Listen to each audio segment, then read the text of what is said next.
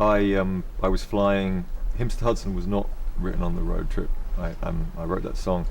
I was in New York by accident one night when the airline screwed up and I couldn't make my connecting flight. A lot of And accidental places you end up in. I do end up in lots of places accidentally, and there's none better than New York when you've got a free night.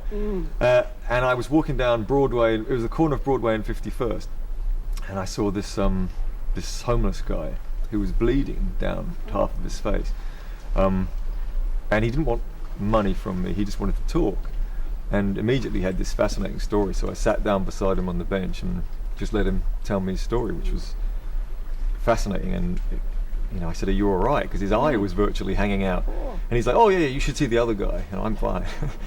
And I listened to this amazing story, and then after he told me his long story of how he ended up, he had this big business and he lost it, and he ended up being homeless. There was a kind of nobility about him, which just made me feel very humble. And he asked me what I did, and I said, "I'm a songwriter." And he said, "Oh, it's a noble profession, very noble profession."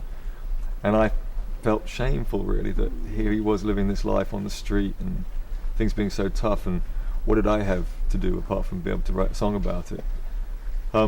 So I went back up to my hotel suite while he went back to his doorway and his cardboard box, and I gave him the quarters, everything that I had in my pocket, although he was adamant of not taking it because he still had his pride.